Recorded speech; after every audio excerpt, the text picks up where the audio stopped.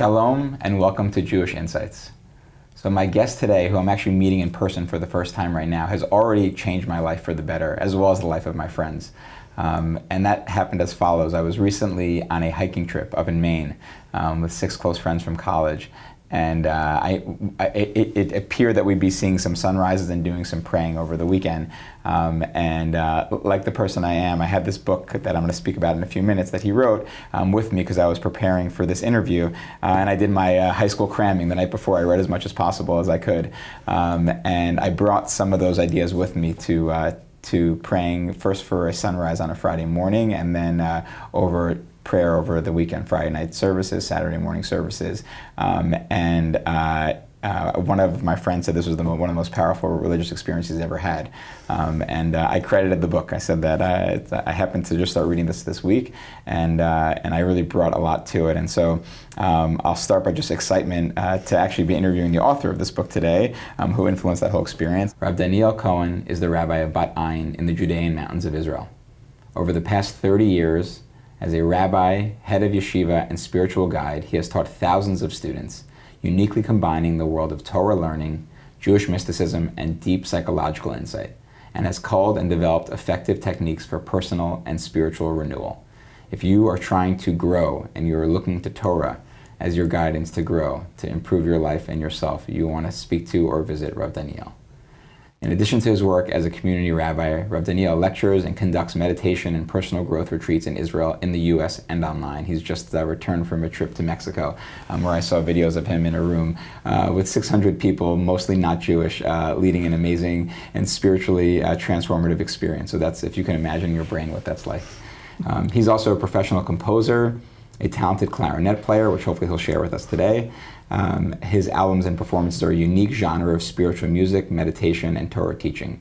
You can find his musical performances and powerful meditation videos on YouTube by looking up his name. He is the author of Book of Yearning, the Siddur's Path to Love, Growth, and Fulfillment, which I have right here. And he is also the book of something that came out literally in the past couple of weeks, which is Positive Prayer for Difficult Times, which kind of takes the book on prayer and goes to the next level in the aftermath of October 7th. And then finally, I will say that he is a teacher of my teacher. So Rabbi David Jaffe is someone who introduced me to the world of Musar, of Jewish character development. And one of the first things I remember Rabbi Jaffe telling me about was about his experience in Bat Ayin. And so when we were connected by our friend Eli Schwabel to have this interview, and I saw the word Bat Ayin, I immediately called Rabbi Jaffe, and we caught up. And it's a zchut, it's a merit, as they say, to have you here, Rav Daniel, in person, to learn from you in person. I'm very, very excited, and I'm grateful that we share Rabbi Jaffe as well. So welcome.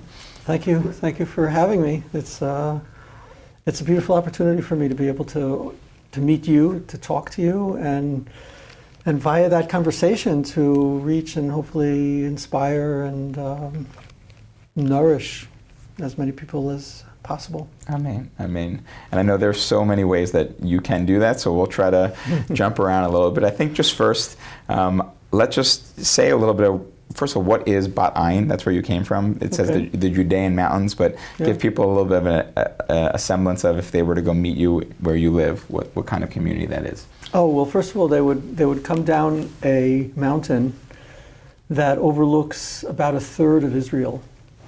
And so they would immediately be struck by the vastness of the horizon, the possibility of seeing beyond the local. And then they would begin to descend down into our village.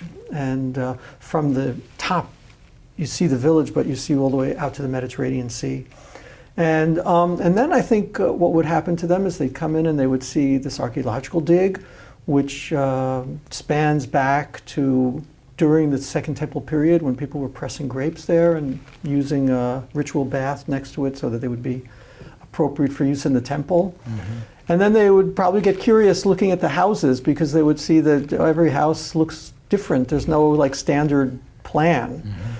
And that would perhaps become sort of a metaphor for the type of people that live there, very independent type seekers, artists and physicians and musicians and computer people, but sharing a kind of a sort of an off the beaten trail way of seeking their connection with God, people.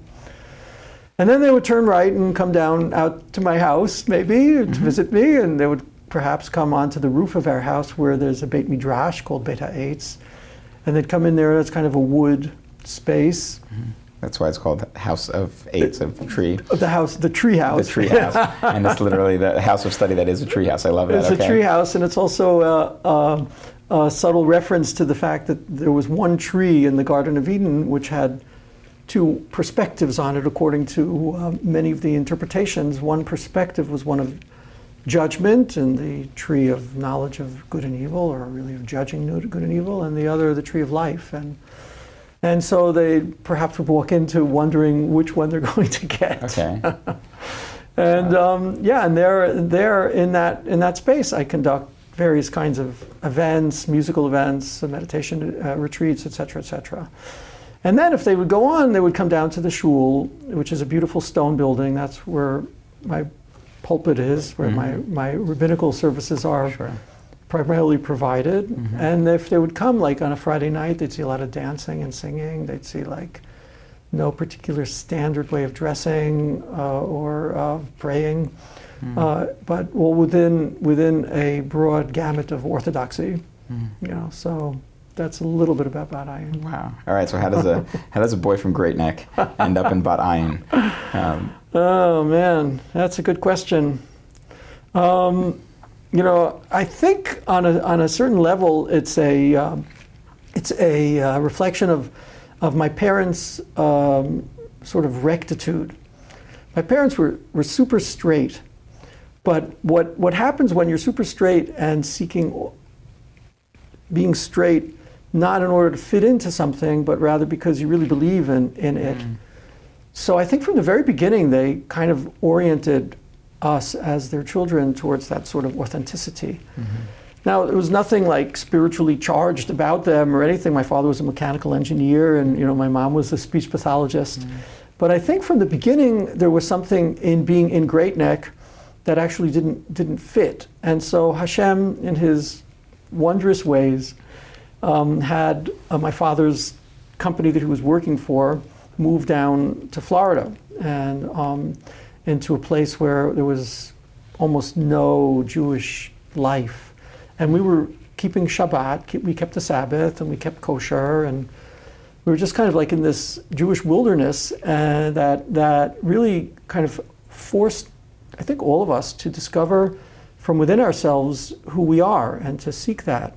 And so the Great Neck boy, when he was 13, left Great Neck and went to Pompano Beach, Florida, and grew from there in an orientation that, like, you don't have to seek to fit into something that's already a given.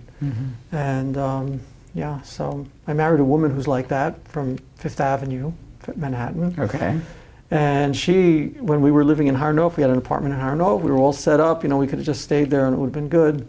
Just like when I graduated Columbia, I could have just stayed on Long Island and become a lawyer like my mom dreamed. Right.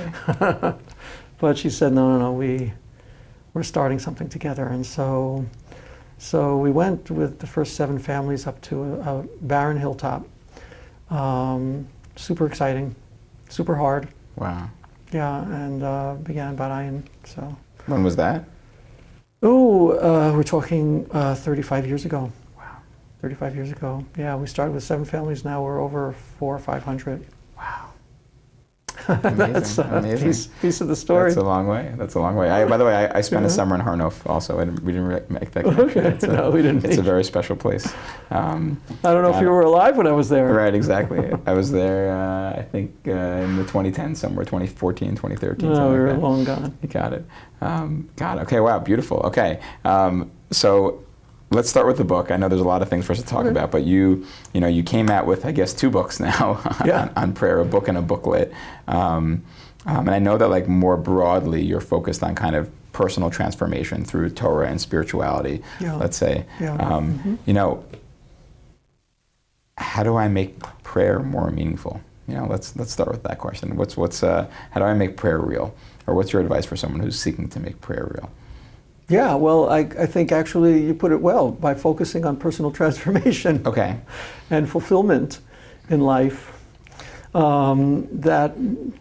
That might not be someone's initial thought, right? The average person might be like, I rarely say what people's initial thoughts are. Prayer is I'm asking God for something, right? I'm going to request something of God, or prayer is a time to that's a bad orientation. Yeah. That's a really bad orientation. So let's start with what is prayer then? Yeah, well, prayer, in Hebrew, the word tefillah has nothing to do with asking. Okay, tefillah is the Hebrew word for prayer, right? Yeah, tefillah is the Hebrew word for prayer, and the rabbis actually describe it as the service of the heart.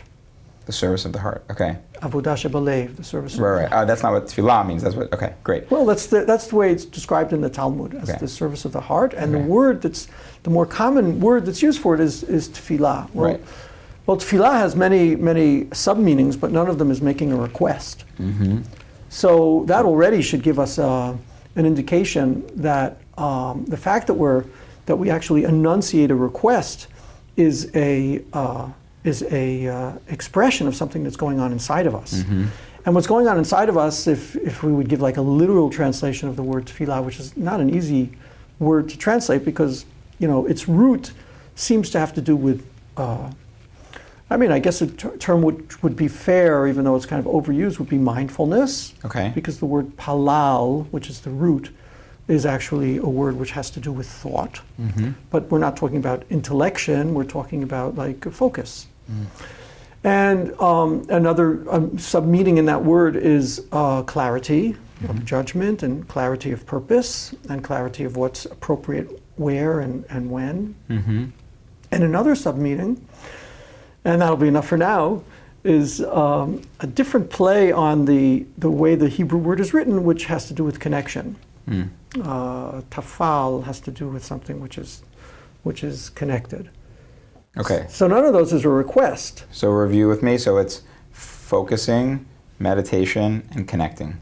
Those are the three that you said? Is that right? Did I do it wrong? Yeah, that's good. Okay. Yeah, you put in meditation. I thought you said I wanted to stay away from that. I said mindfulness. Oh, mindfulness. Sorry, I conflated mindfulness and meditation. See, you know how much of a rookie We'll get there, don't worry. There you go. Mindfulness and meditation. Fine. So mindfulness, focus, and connection. Fine. Yeah, connection. Great. Wait, and then you also had a piece in here. I'm testing you on your own book, talking about Yaakov's language towards Yosef. Jacob's language towards Good for Joseph. you, yes. I did the homework. I read the book you over got here. it, man. Come on, so share that out with us. I thought that was very powerful. All right. Well, I don't remember what I wrote.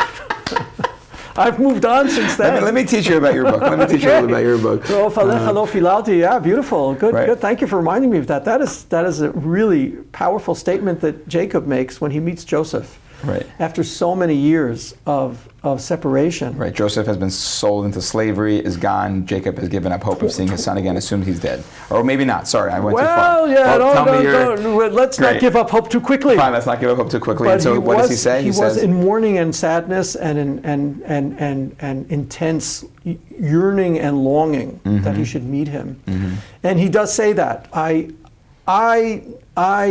did not pilalti, that same root, which Rashi then explains as meaning, one of the great interpreters of the Bible, interprets it as meaning my heart would not have the courage to have thought that I would meet you again.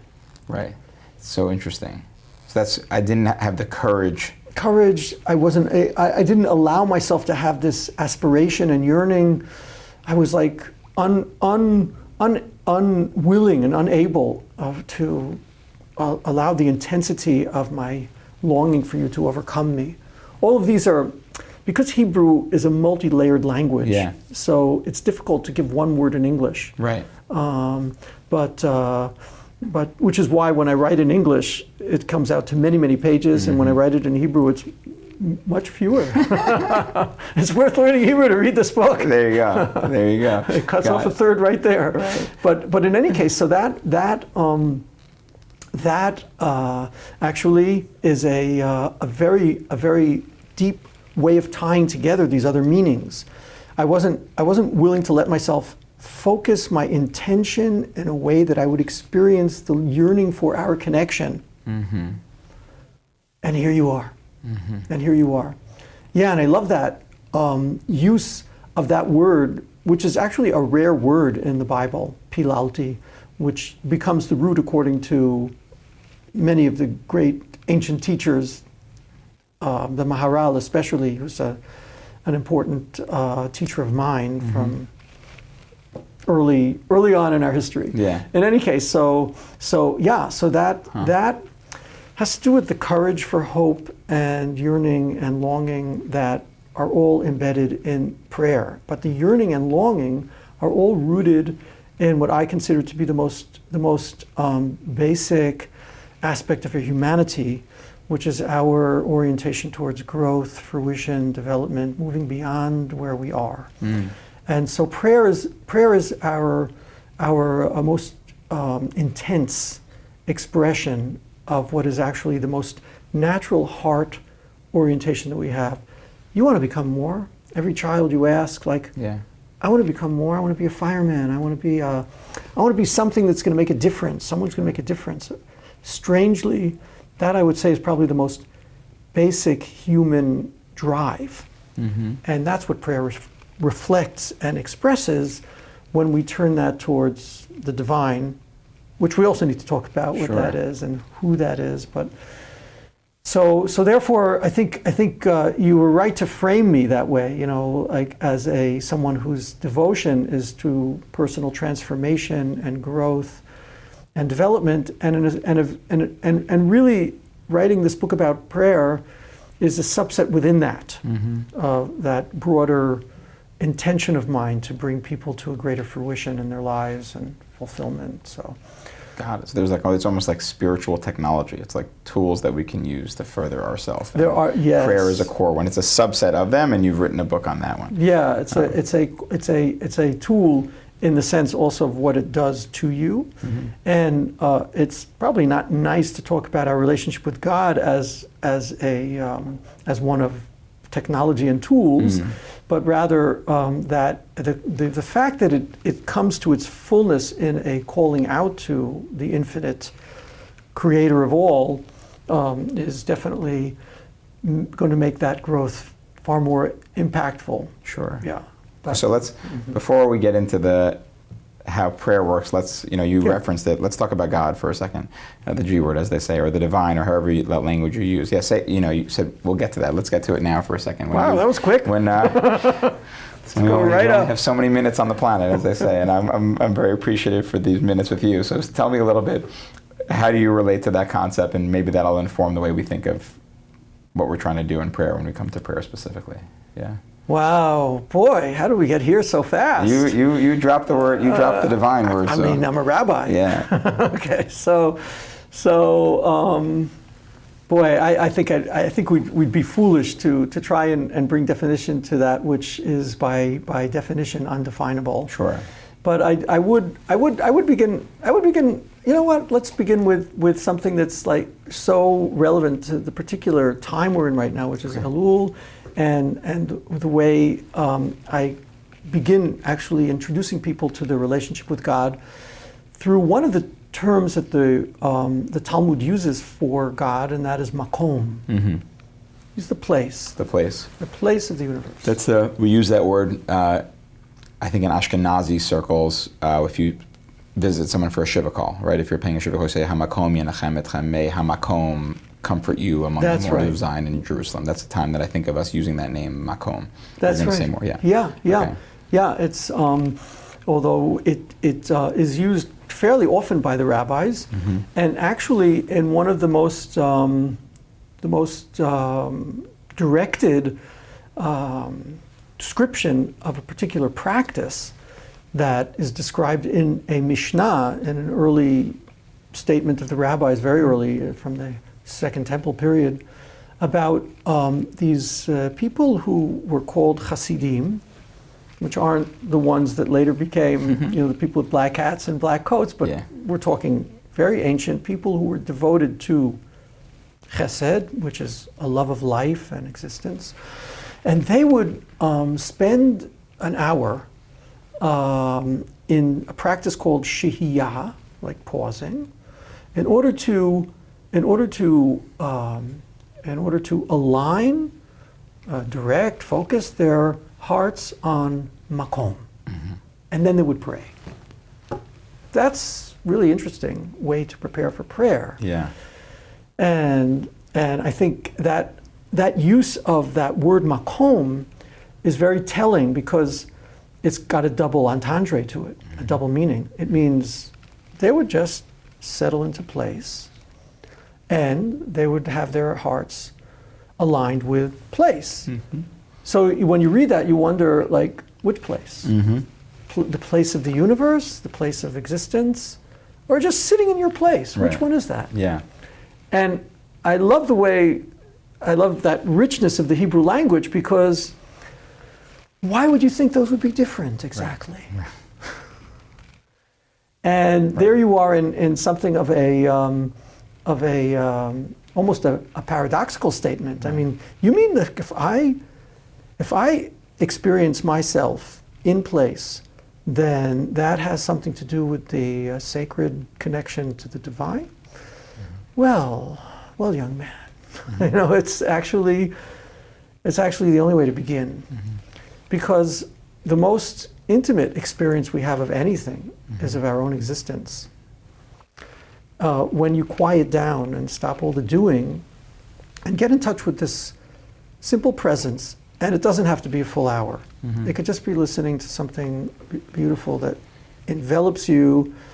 This is why music is so elemental for me, because it's something that just kind of aligns people with this simple experience of I'm alive. This is real, right? And when that happens, that's actually the best doorway to the appreciation of the fact that there's this intense presence of life, realness, existence. Wow, like, and without getting philosophical or intellectual, like where did that come from? I'm not going into that, but just like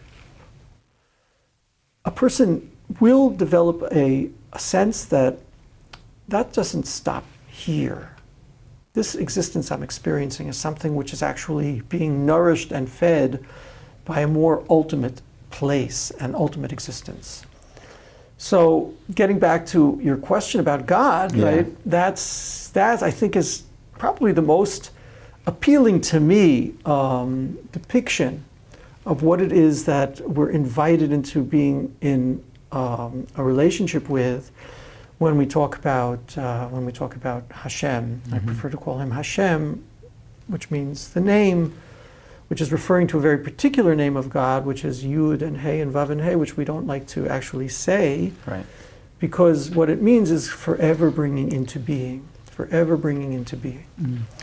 So it's so many words that, you know, we just say Hashem or Hamakom, but that experience of like my growing, my experiencing, my being alive, my having compassion on life itself, that it should grow and flourish, which is really the experience of love, like that I want you to succeed, that I want to succeed, that I want the world to come to its greatest realization. All of those drives really they're not survival drives. They're drives that move us way beyond survival. And they are the divine drive, which is that essential push, which we all experience. And you've invested a lot in bringing forth that existence should come to its best, most beautiful, most full, most alive realization.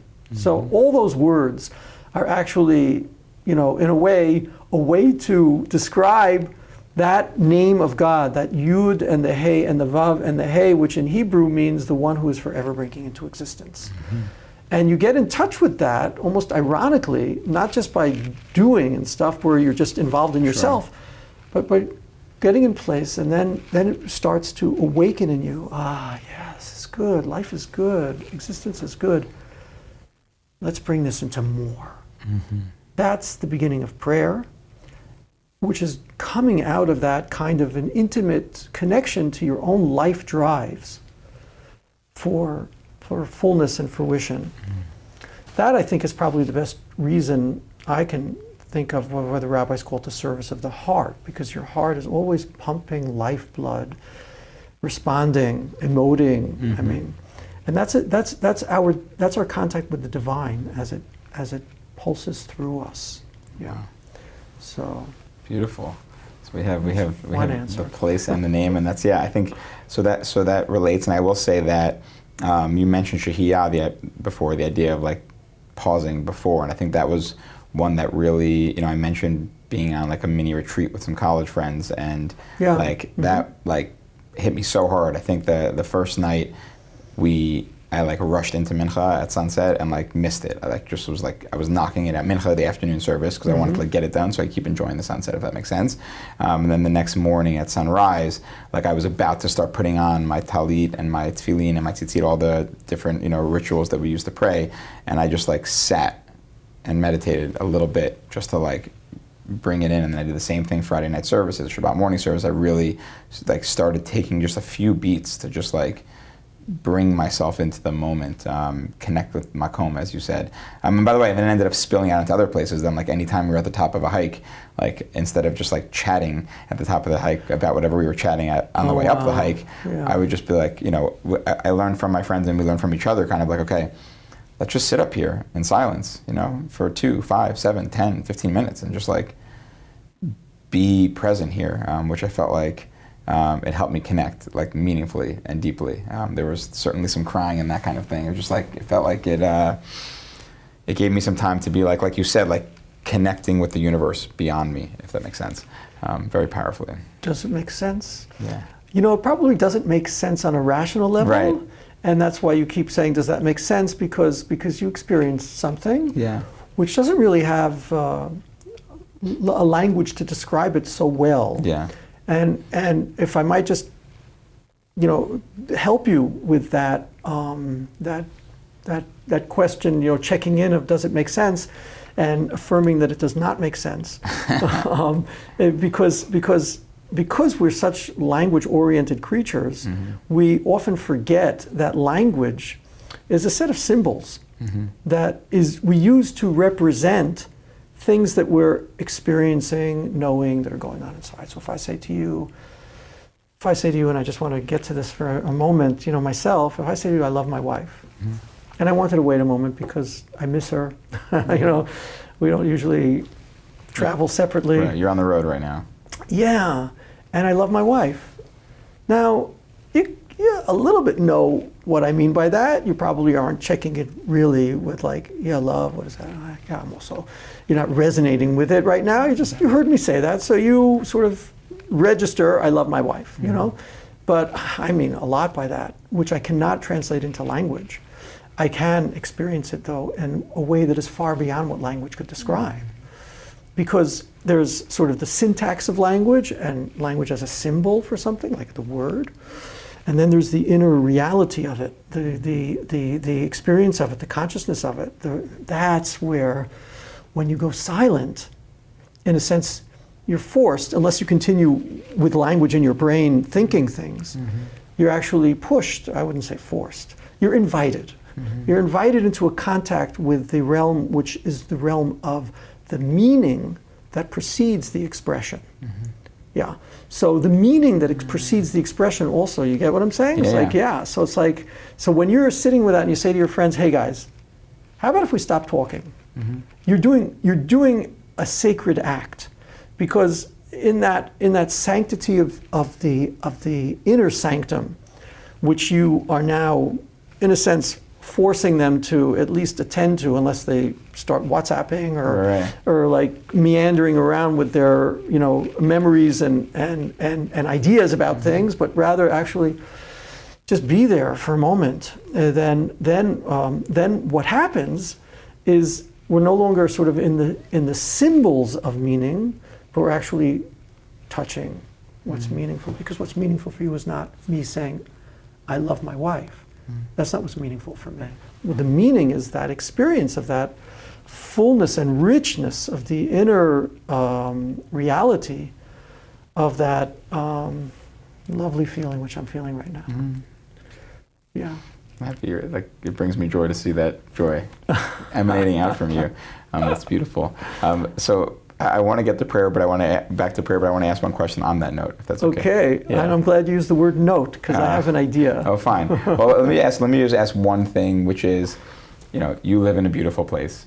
I just had these powerful religious experiences on the tops of mountains overlooking water with, it's Acadia National Park. It's like, forest and sand and rock and cliff. And, it's really hard to not feel awe in that moment. And, surrounded by friends, all that kind of thing. Can you just to use the note metaphor further, can you hit on the question of what it's like to, how do you tap into those meaningful experiences when you're not surrounded by all the beauty? Where it's, does that feel like cheating a little bit? Or should we be going those places? I think, you can imagine someone who's praying every single day in the same place, and it becomes rote, and it's a little bit harder to find Forget the that. prayer. We'll get to We'll get to the sorry. ritual prayer. Great. We're not there yet. Fine.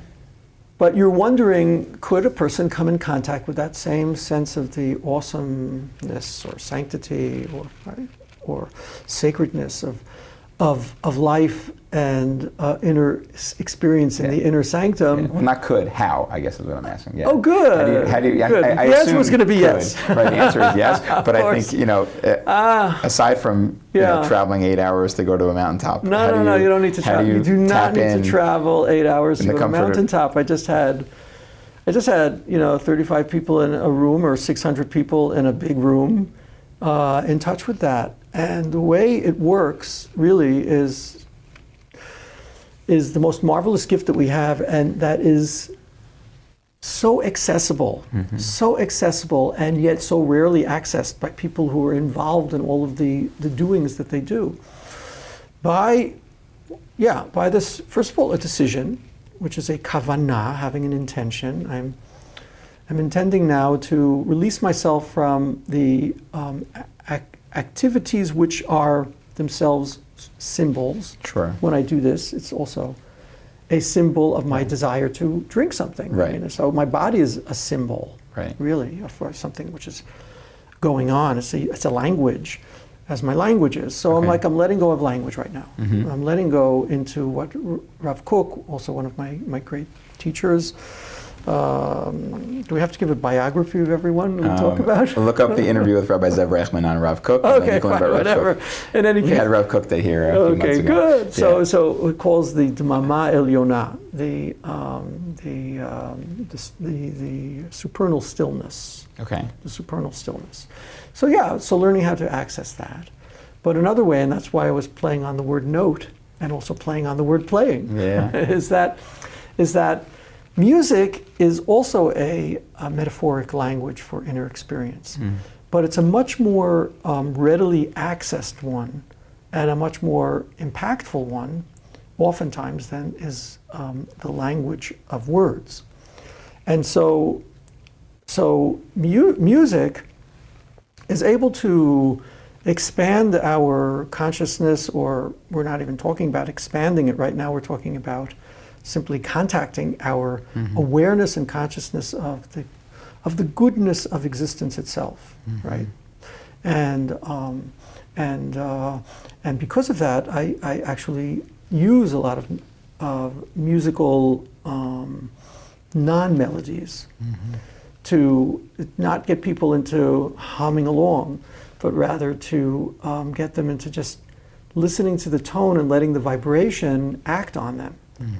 Which, may sound a little flaky to some people, but other people who are aware of the neurological impact of music on for instance, on the brain cells, and actually this extraordinarily intimate occurrence, which is the most direct. The neurons actually vibrate the vibration wave of the note being played. It's it doesn't need to be translated. Yeah. So this is a very intimate contact with life itself, existence with, and so that's why I use music. And maybe even you or the audience would be. I was going to say, do it. Okay. Help me. If I could do it on a mountaintop, help me plug in a TV studio in Times Square. That seems like far from the mountaintop. Let's see. But we have a tish. There are holy things happening in this space already. All right. There's already holiness here. Yeah. So I did bring my clarinet. Mm-hmm. And I would like to invite you and our JBS family. JBS family. Okay, that's a nice way to put that. Into just taking a few moments for that and allowing these tones to play on you the way they play on you. Mm-hmm. And playing is actually used in the Bible as one of the ways to describe music. Also, it's a play in so many different aspects, but in Hebrew, the word to play, the way it's used in the Bible, is to expand. Because sochek, the word mischak and misachakim, sochek is actually another word, as it's explained in various places, for expansion, expansiveness. There's something called a midah zchuka. The rabbis talk about if you have something that's filled over the brim, they call it a midah zchuka. Because as one of the interpreters explains, it looks like someone smiling. Now smiling, joy, and something flowing beyond the limits of the vessel and playing music are all interrelated. Because when I play music, and I hope this will be this brief experience people will have, they feel somehow sort of expanded. That expanded is an experience of, I'm not in the language which limits us. I'm not even entirely limited by my body and what I'm experiencing. I'm just experiencing something which by its nature extends far beyond all that. So without any expectations, but just be in that. I'd love to play some notes. Thank you so much. It would be an honor. Okay. All right. Yeah, so I want to invite you to actually release your hands from their clasp. Great. What And else? all of us, and to let our legs also just feel comfortable flat on the ground or whatever is supporting them. And to close your eyes and let yourself begin to notice. Simplest place to begin is just notice the weight of your body as it's pulled and, in a sense, invited by the earth to stay connected to the place, to the makom. Just noticing that. Then you might take a little breath of air in a conscious way and notice how actually this place you are in is supporting you and inviting you to another breath. And to just let the notes that I'll play awaken in you this very blissful and pleasant and serene sense of, indeed, I do have a place.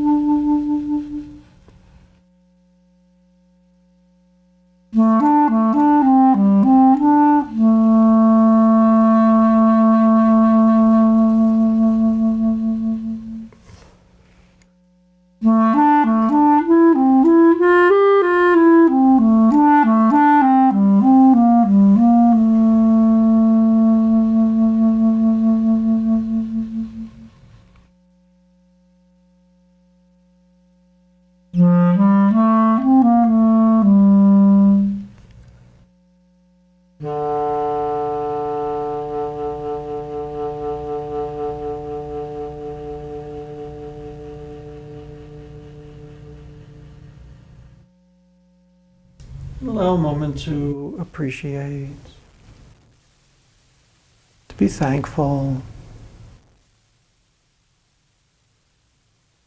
to sense the love of the one who is forever nourishing us,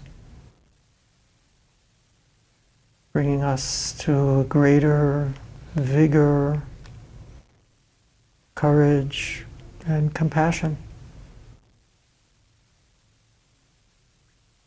in a life lived here now, in this place.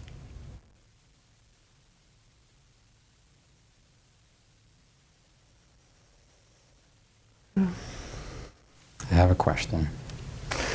That's okay. Ask, my son, ask. So I was really pulled into that beautifully, but one thing that I noticed a couple times that like certain burdens kind of kept like trying to like creep their way in, if that makes sense. I think I remember I was at a silent meditation retreat, and they kind of said that like the technique they suggested was kind of like you wave at those things almost like you're driving on a highway and like you're passing them and they're going by, just to like you wave and then kind of send them on their way, if that makes sense. Do you have approaches for thinking about like how do you interact with those burdens in that space, or more broadly? I have a few techniques. Sure. I used to guide people much more in that sort of silencing, but I discovered that for what I'm hoping for people, that doesn't have to be quite that way. You know, there are experiences that are available. You know, if you spend quite a number of hours allowing that quieting to occur, and it does take time because our brain is, thank God, very curious, Sure. very active, very interested, very fear-filled, very analytic, very judgmental, very, very, very many different things which are elemental and crucial to our lives, but they are not the essence. They're not the essence. Our thoughts are not our essence by any means, and so those burdens, as you call them, are generally generated by your brain activity. So one thing that is very simple, I think most simple for most people, is to just focus on something else. And so you focus on your breath, for instance. And this is where I started to shift more into music and then ultimately into more active meditation. Here's something that I've developed and been working with, and that is that one is to focus on the sounds and let the frequencies just move you where they move you, and kind of let go into that, right? I felt that a lot, yeah. Yeah, exactly. So I have a lot of music on YouTube that is sometimes just my clarinet and sometimes a beautiful background that's played by some super talented musicians that I work with. In creating these kinds of frequencies for people to just kind of like let themselves go into that. And then the music actually takes you away into, and here's another beautiful play on Hebrew. The word shirah actually is the same word that's used for hashra'ah, which means inspiration. Right, and shirah means song. And shirah means song. Okay, so the same word for song is the same word for inspiration. Inspiration, and also the same word for being present, shoreh, being present, being absorbed into, and seeing, but not physical seeing, prophetic seeing. And that's used in a statement that's made by actually none other than Bilam, who says, Ashurenu v'lo mikarov, I'm envisioning something that's in the distance. He was talking about a prophetic vision. And the reason that music does that is because it actually, again, it takes us out of the symbols into the awakening of an inner experience, and that will help with those burdens. And it's good, and it's legitimate, it's advised, especially to, you're a busy guy, and you got a lot on your head, and you use your brain a lot, and that's a lot of your success is there.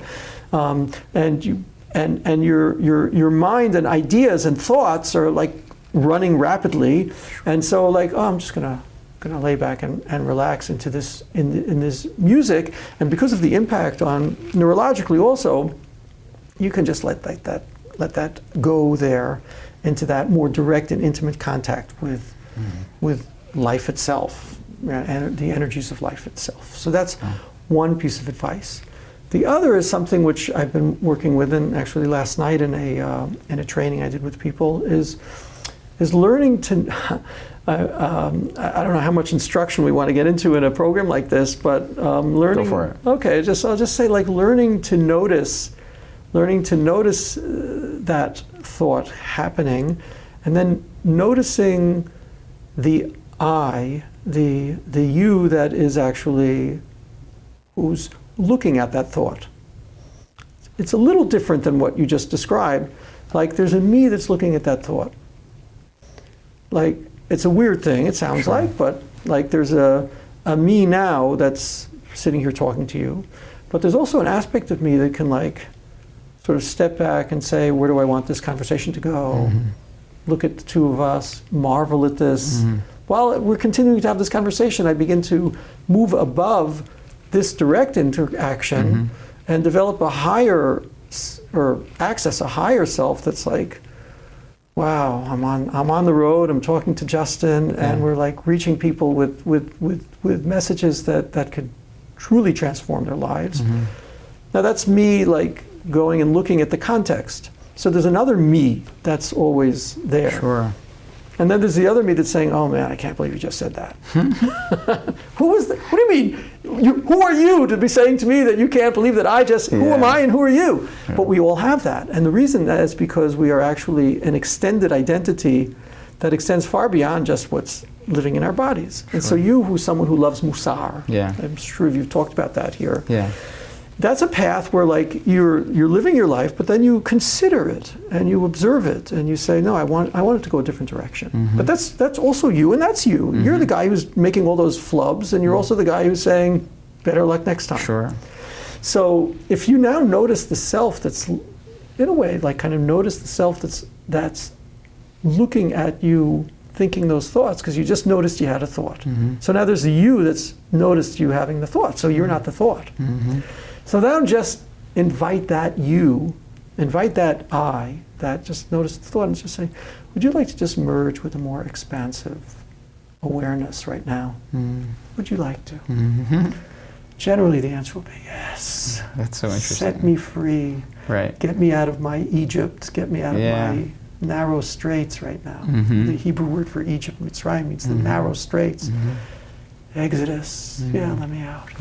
And then that happens, and then lo and behold, the thoughts will likely subside. And if they don't, then that's okay, because then look at the other I that's noticing those thoughts continuing to go. And then it becomes like, it doesn't matter if I'm thinking or not. What's happening is I am interacting with a higher and more expansive reality of my identity.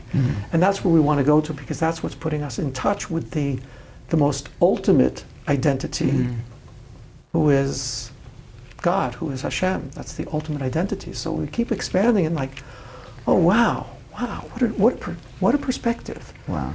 So that becomes a much more accessible way for people than the sitting in silence and watch your breath. Oh, I'm doing this again. I'm going to keep. Right.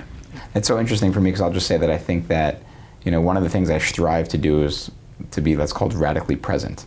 To like really try, not that I'm good at it, but it's certainly something that I try to do. You're pretty good. Which is like to like really be present, and then you parallel with that, you put the idea of like kind of sometimes zooming out and seeing the whole thing. And I think my first instinct when you were sharing that was to feel like, well, am I still being present if I'm like going to the balcony and looking down on what's happening there and having those conversations? But I think at the end of the tunnel, I hear you saying, or at least I'm projecting, that there's a way to be present in all of those at the same time, to be present like with the person you're with, but also be present in the expansiveness, and like it, in some ways can inform the way you're being present with the person you're talking to. Yes. Got it. I learned from the teacher. You got it. All right. You got it, and you got something very Jewish about it. Okay. And that's what I want to point out.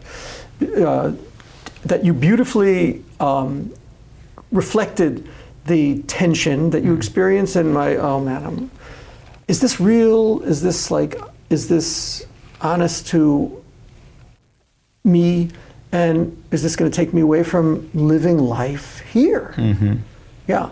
So that's where the mountaintop becomes a nice metaphor, but it's really a respite, as opposed to what I'm now going to push us for, and that is that what happens, and this is the most transformative and beautiful aspect of this. This is what I was really teaching these men last night, is like what happens then is now that you've merged into that expansiveness, which is the divine identity. But I don't want to overdo it for people, they might get scared. A lot of people are scared of the divine, he's got all kinds of baggage along with that. But so then just call it into the one, right? Merging into the one.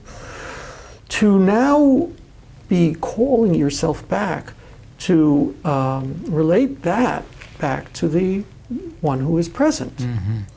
Because part of the knowing of the unity of existence and reality, which is the one God, or God is one, not there's one God, but part of being in contact with that oneness is that, not that, so then we are called to now just let go of everything and move into that nullification of the I.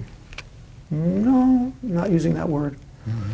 What I'm telling you is to expand into the greater I. And the reason I say it like that is because my identity is not lost, it's expanded. If my identity is expanded, then it can also be contracted. And it's also actually one continuum. It's not like there's God and there's me. My own identity, when it expands, is in contact with the ultimate identity of existence, right? And that then can actually motivate me and encourage me to don't lose that I. That's very, very dear and precious. That's the Jewish move. That I, that small I, that's not something you want to get rid of. That is something you want to be informed and inspired by the higher I. And then when that guy cuts you off in traffic and you feel the small I that's driving, and you need that small I to drive, man. When you feel that small I now reacts to being cut off, that's a moment to now to just expand out for a moment, and why don't we just let that small I touch its own expansive identity for a moment. That's probably all it'll take, especially if you're practiced in it. Or bring in someone else's identity into the expansiveness, right? And recognize there's a human there that's doing the cutting off and what might be going on for them that day. And there's a whole, Well, you're actually taking it the next step. Beautiful, Justin, because the next step is, well, he's also part of that I and that expanded identity. Yeah, maybe he's having a bad day. Maybe he's really in a hurry. Maybe he's like running away from something. Maybe he's running, whatever it'll be. But I'm not so into the intellectualizing it and the explaining. That is a Musar path to teach merit about that person. You don't have to go there in terms of your own transformation. It's just enough to experience what I'm describing, and you don't have to go into all of the. You don't necessarily have to go into all of the thinking about it. You can. I mean, there's nothing wrong with that. But I just think that in terms of the practices we're describing, which I believe put us more in touch with God, with Hashem, than all that thinking it out, staying on topic, right? That it's just enough. It's just enough to let that happen. So I actually had a lovely drive here, stuck in traffic. It was really very, very lovely. I mean, it really was very, very lovely, and it can be. And I want to tell you and everyone, it can be very, very lovely. I didn't even have any music on. I don't know how to operate the radio in a way that I can get to the music I'd like to be listening to. So I'm just sitting there and and actually on my way here, stuck in the Manhattan traffic, which we don't have in Bat Ayin. It's what a scene! I'm looking around. I had to pull out my WhatsApp camera and film it for my kids. Look at this place. People are going somewhere. Just not sure where. And just maintaining that, and I got lost, and I called you from where I was, and just like, so my small I can get super tense and critical and self-deprecating and judgmental and angry, and I got a small I, man, too. Yeah. But it's gotten more used to this process I'm describing, and so it's much less reactive. Mm-hmm. And so the personal growth people will say, "Oh, that's a good tool," and then I kind of like shudder. I wasn't teaching a tool really, although it is translatable into that. I was teaching about contact with God, because that is my life mission. Is that kind of connection and contact? Yeah. And so, like tefillah, prayer is one avenue towards that. That's all. But it's just one avenue towards that. Wow. All right, so I could talk for hours more. I have so many questions, but I will say just a few plugs. First, I'll say we didn't get to it, but there is a beautiful, beautiful element of this book here where you kind of talk of the ladders of prayer. I don't want to do it justice, but the way I told my friends about it was kind of like we start with pausing to prepare, and then we appreciate the physical, then we appreciate the emotional, then we appreciate the intellectual, and then we talk about like what could be. I hope I did that justice. And then there's a moment of like, tachanun, as you call it, like, which is like, personal prayer. And then we kind of come back just down. Just letting go. Yeah. So I didn't do it justice, but if you want to have a better understanding, pick up the book and get a sense of that. I didn't get to ask you, but maybe I will off camera kind of, what does prayer look like after October 7th? But if people want to see it, crucial. This is a gift for everyone, and it's 99 cents on Amazon, wherever you get your Kindle, books. Yeah. Kindle. So I'll say thank you for both of those, and then certainly if people want to see more of your content, check you out on YouTube under your name, right? Just look your name. That's right, up. Rav Daniel, Kohn. Kohn, and there's lots of amazing, powerful content on there, some of which will be airing on JBS. What an amazing opportunity. Thank you so much for coming in. I appreciate your presence. Thank you.